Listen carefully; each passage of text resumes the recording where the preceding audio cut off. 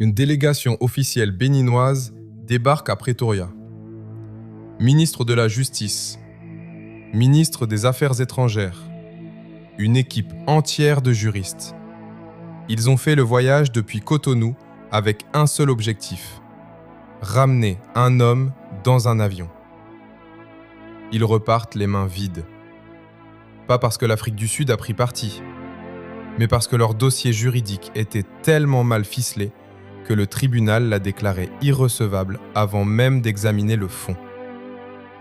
Cet homme, c'est Kémy Séba, de son vrai nom Stélio Gilles Robert Capocicci, fondateur de l'ONG Urgence panafricaniste. 1,5 million d'abonnés sur les réseaux sociaux et depuis le 13 avril 2026, détenu dans une prison de haute sécurité à Pretoria. Ce qui s'est passé dans cette salle d'audience le 20 avril 2026, c'est pas juste une péripétie judiciaire. C'est le révélateur d'une bataille géopolitique qui se joue en ce moment même sur le continent africain. Et on va tout décortiquer. Pour comprendre l'audience du 20 avril, il faut remonter exactement une semaine avant. Le 13 avril 2026, une opération de renseignement est menée par les Hawks, une unité d'élite de la police sud-africaine, avec le soutien d'Interpol. Le lieu, le Brooklyn Mall, un centre commercial de Pretoria. 3 personnes sont interpellées. Kémy Séba, 44 ans, son fils Konsu, 18 ans, et un troisième homme, François van der Merwe, présenté par la police comme le facilitateur d'un passage clandestin. Lors de l'arrestation, les autorités saisissent plusieurs téléphones portables et une somme en liquide, 318 000 rands, un peu plus de 10 millions de francs CFA. C'est cette somme qui va alimenter les soupçons de blanchiment de capitaux dans le dossier. Mais voilà la question que tout le monde se pose depuis le début. Comment un homme sous mandat d'arrêt international se retrouve-t-il à tenter de traverser une frontière par voie terrestre ? La réponse est moins mystérieuse qu'elle n'y paraît. Kémy Séba était en Afrique du Sud depuis un moment. Son séjour légal touchait à sa fin. Sous le coup d'un mandat d'arrêt international, impossible de prendre l'avion ou le bateau sans être immédiatement signalé. La route terrestre vers le Zimbabwe était la seule option discrète. Le projet ? Traverser illégalement le fleuve Limpopo, frontière naturelle entre l'Afrique du Sud et le Zimbabwe. François van der Merwe aurait perçu environ 250 000 rands, soit approximativement 13 000 € pour organiser ce passage. Mais le convoi ne va jamais jusqu'au fleuve. Il est stoppé avant. Pourquoi ? Parce que les personnes en charge d'une étape du trajet, des gens que Kémy Séba ne connaissait même pas directement, étaient déjà sous surveillance. Leur communication était interceptée. La version officielle béninoise dit « Il tentait de fuir vers l'Europe ». La version de ses proches dit « Il se dirigeait vers un pays africain ». Laquelle est vraie ? Son conseiller stratégique Eituti fait remarquer une chose. Depuis 2011, Kémy Séba avait décidé de rester définitivement en Afrique. Il avait brûlé son passeport français. Pourquoi retourner en Europe maintenant ? Ce passeport français brûlé, c'est un moment clé pour comprendre qui est vraiment Kémy Séba. En juillet 2024, la France lui retire officiellement sa nationalité par décret. La justification officielle ? Une posture résolument anti-française et des actes jugés contraires aux intérêts nationaux. Sa réponse ? Il brûle publiquement son passeport français en déclarant être libéré d'un fardeau. Né en France de parents béninois, il avait passé des années à dénoncer la France-Afrique depuis le sol français lui-même. Une stratégie délibérée selon ses proches. Après la déchéance de nationalité, il se rapproche des États du Sahel. Niger, Mali, Burkina Faso. Il est nommé conseiller spécial du général Abdourahmane Tiani, le président nigérien issu du coup d'État de juillet 2023. Et c'est là qu'il obtient un passeport diplomatique nigérien. Ce passeport diplomatique va jouer un rôle central dans l'audience du 20 avril. Et c'est là que l'affaire prend une dimension vraiment inattendue. Pendant les jours qui suivent l'arrestation, des rumeurs circulent. Le Niger aurait retiré ce passeport. Niamey aurait désavoué Kémi Séba. Ces informations se propagent sur les réseaux. Elles sont fausses. Le 20 avril, devant le juge du tribunal de première instance de Brooklyn à Pretoria, l'ambassade du Niger intervient officiellement. Elle confirme. Le passeport diplomatique de Kémi Séba est authentique et toujours valide. Cette déclaration change les paramètres juridiques de toute l'affaire. Parce qu'un passeport diplomatique, c'est pas un détail administratif, c'est un signal politique. Le Niger dit implicitement « cet homme est sous notre protection ». Et l'Afrique du Sud doit en tenir compte. Maintenant, regardons ce qui a réellement déclenché la traque internationale. Le 7 décembre 2025 à Cotonou, une tentative de renversement du pouvoir est menée par des militaires mutins sous la direction présumée du colonel Pascal Tigiri contre le président Patrice Talon. La tentative est déjouée en quelques heures, avec l'appui de forces régionales et françaises. Mais dans les minutes qui suivent l'annonce des mutins, Kémi Séba diffuse une vidéo. Il appelle ça « le jour de la libération pour le Bénin ». Il salue les militaires. Il dit « le Bénin libre ou la mort ». Pour le gouvernement béninois, cette vidéo constitue une participation immatérielle à la déstabilisation des institutions.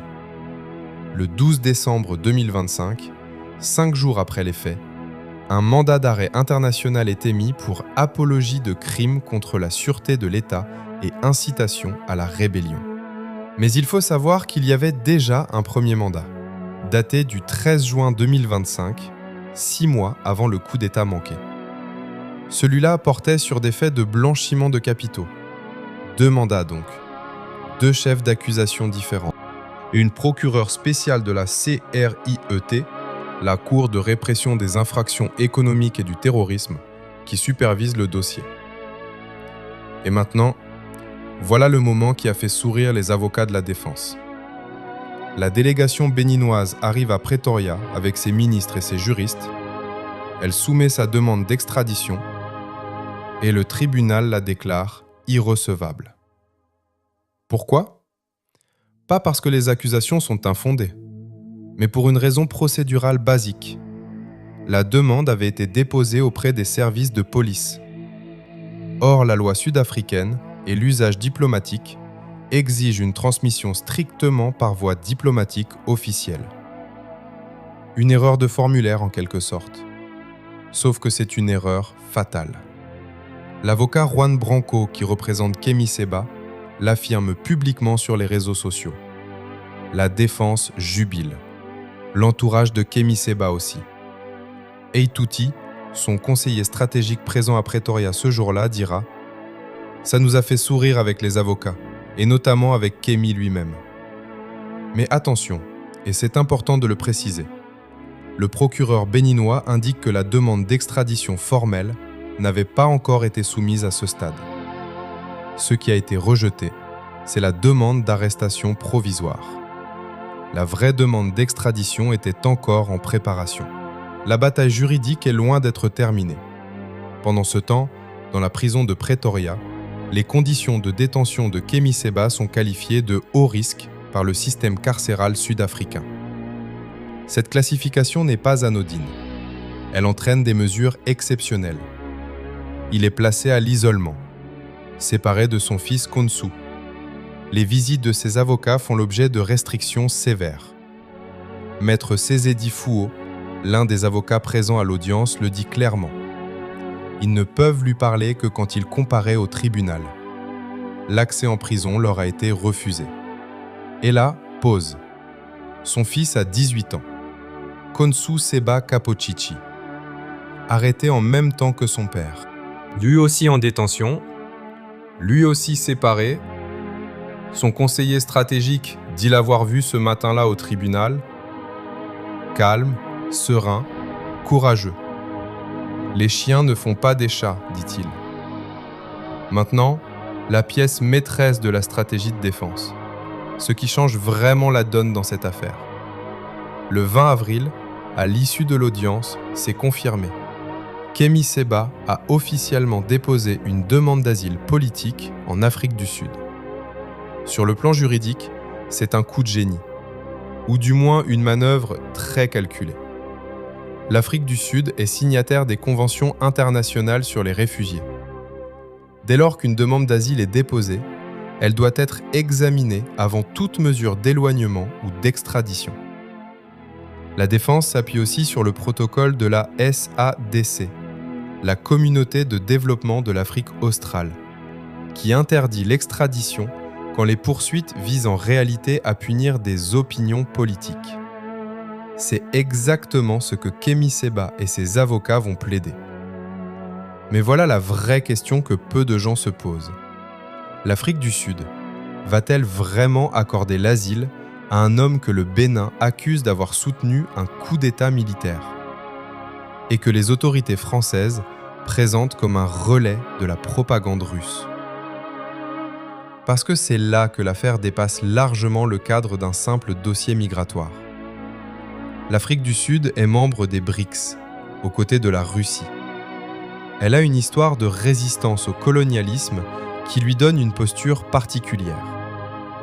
Mais elle entretient aussi des relations diplomatiques avec la France et les pays de la CEDEAO. En 2023, l'Afrique du Sud avait déjà refusé d'arrêter Vladimir Poutine lors du sommet des BRICS sur son territoire, invoquant l'immunité diplomatique. Elle connaît le prix politique de ce genre de décision. Avec Kémy Séba, elle se retrouve dans une position similaire, mais encore plus complexe. L'audience du 20 avril se termine sans verdict sur le fond. Le parquet sud-africain obtient un report au 29 avril pour finaliser 3 vérifications. L'authenticité physique du passeport diplomatique nigérien, le statut de résident réel des accusés et l'examen des soupçons de blanchiment liés aux 318 000 rands. L'audience du 29 avril est une bail hearing, une audience de mise en liberté sous caution. Le juge ne va pas décider si Kémy Séba est coupable.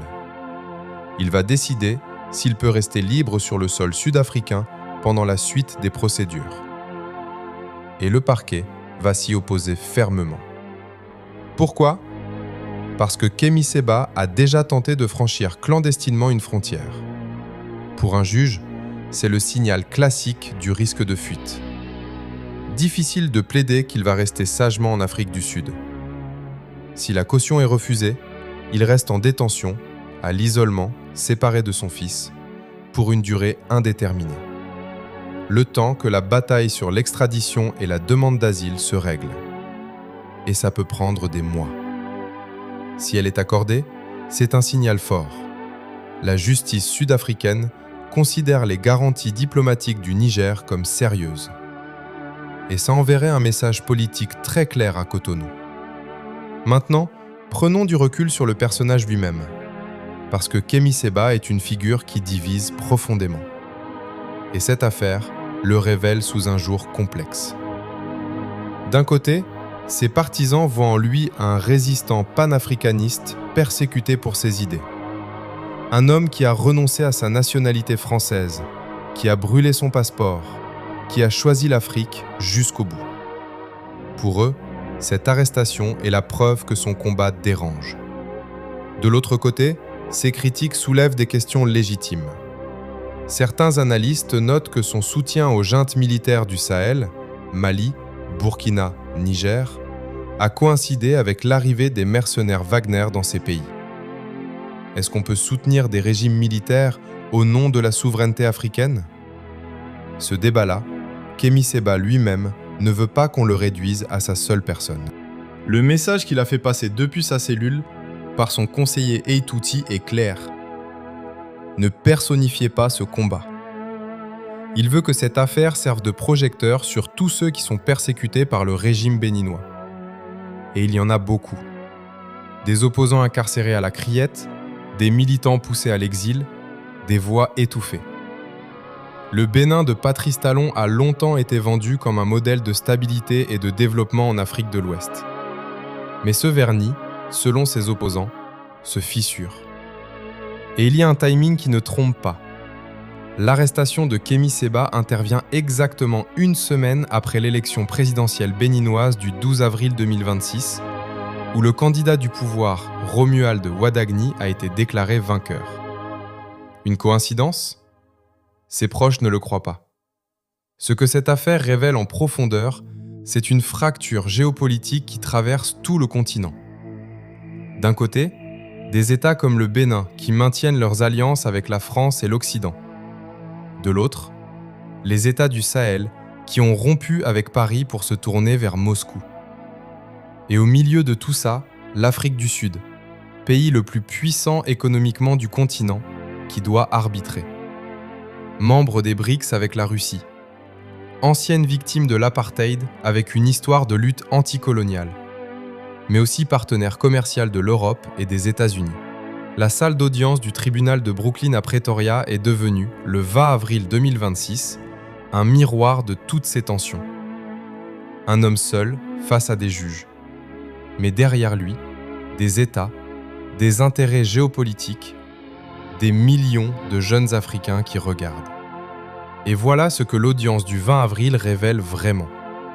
Pas juste qu'un militant a été arrêté en tentant de traverser une frontière clandestinement, mais que les règles du jeu géopolitique africain sont en train de se réécrire, et que les tribunaux sont devenus le nouveau terrain de cette réécriture.